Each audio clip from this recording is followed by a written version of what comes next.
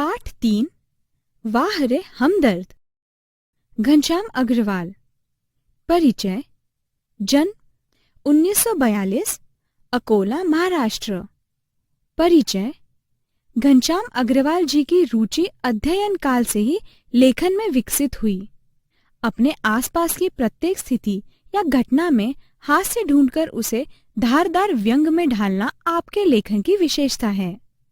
आप अखिल भारतीय मंचों पर हास्य व्यंग कवि के रूप में लोकप्रिय हैं। प्रमुख कृतियां: हंसी घर के आईने, हास्य व्यंग, आजादी की धूम, आई एम सॉरी, हास्य कविता संग्रह, अपने अपने सपने, लघु कथा संग्रह आदि। गद्य संबंधी। प्रस्तुत हास्य व्यंग निबंध में लेखक ने दुर्घटना के माध्यम से विनोद को बड़े ही रोचक ढंग से व्यक्त किया है। हमदर्दी भी कभी कभी किस तरह पीड़ादायी बन जाते हैं, ये बहुत ही सुंदर तरीके से दर्शाया है। उस दिन जब मैं पूंजीवादी और समाजवादी अर्थव्यवस्था पर भाषण सुनकर आ रहा था तो सामने से एक कार आ रही थी। भाषण के प्रभाव से मेरी साइकिल को अधिक जोश आया या कार को गुस्सा अधिक आया, ये मैं निश्चित रूप से कह नहीं सकता, किंतु मेरी साइकिल और वो कार जब करीब आए तो विरोधियों की तरह एक दूसरे को घृणा की नजरों से देखते हुए आपस में ही जा भिड़े। मैंने खामखा पूंजीवाद और समाजवाद के झगड़े में टांग अड़ाई।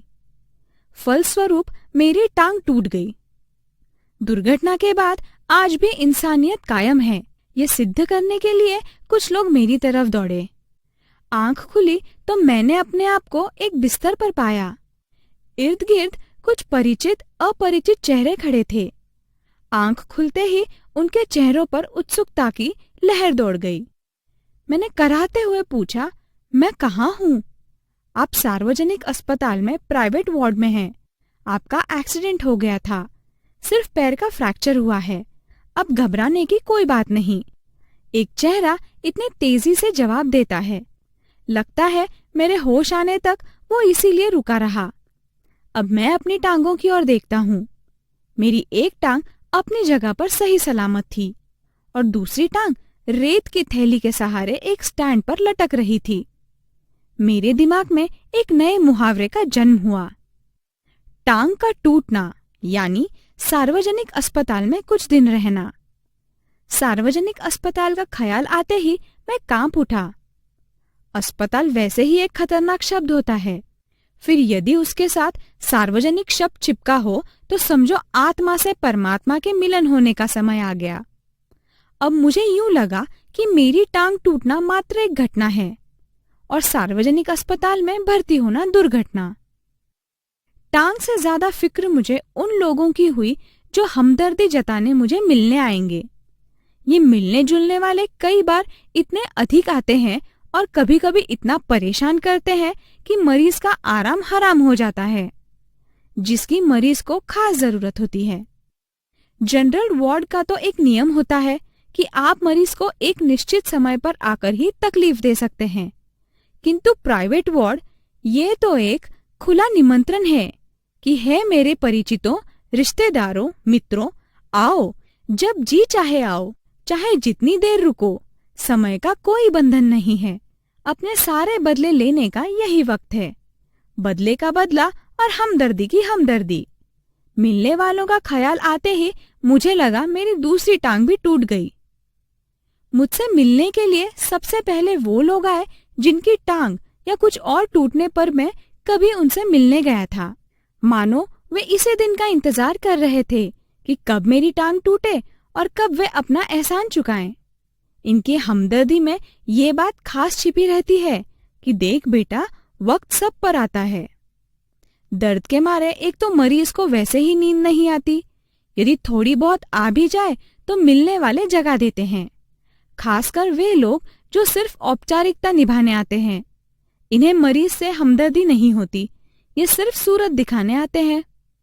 ऐसे में एक दिन मैंने तय किया कि आज कोई भी आए मैं आंख नहीं खोलूंगा, चुपचाप पड़ा रहूंगा। ऑफिस के बड़े बाबू आए और मुझे सोया जानकर वापस जाने के बजाय वे सोचने लगे कि यदि मैंने इन्हें नहीं देखा तो कैसे पता चलेगा कि वे मिलने आए थे। अतः उन्होंने मुझे धीरे धीरे हिलाना शुरू किया। फिर भी जब आंखें नहीं खुली तो उन्होंने मेरी टांग के टूटे हिस्से को जोर से दबाया। मैंने दर्द के मारे कुछ चीखते हुए जब आंख खोली तो वे मुस्कुराते हुए बोले, कहिए अब दर्द कैसा है? मोहल्ले वाले अपनी फुर्सत से आते हैं। उस दिन जब सोनाबाई अपने 4 बच्चों के साथ आई तो मुझे लगा कि आज फिर कोई दुर्घटना होगी। आते ही उन्होंने मेरी ओर इशारा करते हुए बच्चों से कहा, ये देखो चाचा जी। उनका अंदाज कुछ ऐसा था जिसे चिड़ियाघर दिखाते हुए बच्चों से कहा जाता है, ये देखो बंदर। बच्चे खेलने लगे। एक कुर्सी पर चढ़ा तो दूसरा मेज पर। सोनाबाई की छोटी लड़की दवा की शीशी लेकर कथकली डांस करने लगी। रपरप की आवाज ने मेरा ध्यान बटाया। क्या देखता हूँ कि सोनाबाई का एक लड़का मेरी टांग के साथ लटक रही रेती के थैली पर बॉक्सिंग की प्रैक्टिस कर रहा है। मैं इसके पहले ही उसे मना करता, सोनाबाई की लड़की ने दवा की शीशी पटक दी।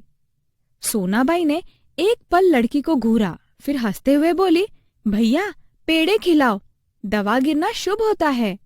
दवा गई समझो बीमारी गई। इसके 2 घंटों बाद सोनाबाई गई, ये कहकर कि फिर आऊंगी। मैं भीतर तक कांप गया। कुछ लोग तो औपचारिकता निभाने की हद कर देते हैं, विशेषकर वे रिश्तेदार जो दूसरे गांव से मिलने आते हैं। ऐसे में एक दिन एक टैक्सी कमरे के सामने आकर रुकी।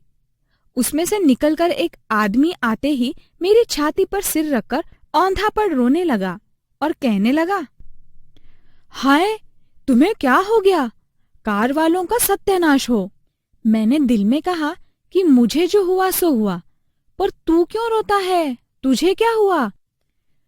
वो थोड़ी देर मेरी छाती में मुंह गड़ाए रोता रहा, फिर रोना कुछ कम हुआ। उसने मेरी छाती से गर्दन हटाई और जब मुझसे आंखें मिलाई तो एकदम चुप हो गया। फिर धीरे से हंसते हुए बोला, माफ करना, मैं गलत कमरे में आ गया था। आजकल लोग ठीक से बताते भी तो नहीं। गुप्ता जी का कमरा शायद बगल में है।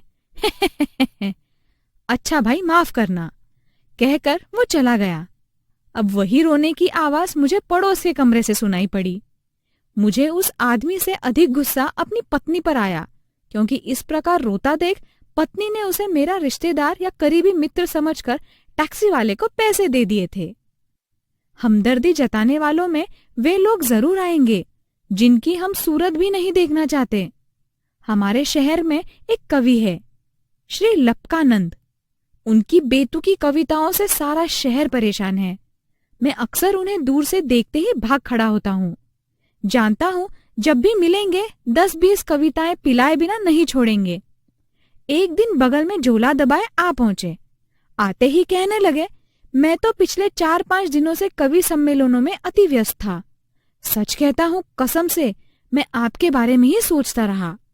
रात भर मुझे नींद नहीं आई और हाँ, रात को इसी संदर्भ में एक कविता बनाई। ये कह झोले में से डायरी निकाली और लगे सुनाने। असम की राजधानी है शिलोंग, मेरे दोस्त की टूट गई है टांग, मोटर वाले तेरी ही साइड थी रॉन्ग।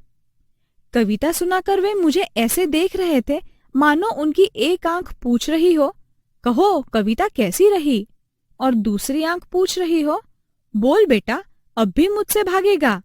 मैंने जल्दी से चाय पिलाई और फिर कविताएं सुनने का वादा कर बड़ी मुश्किल से विदा किया।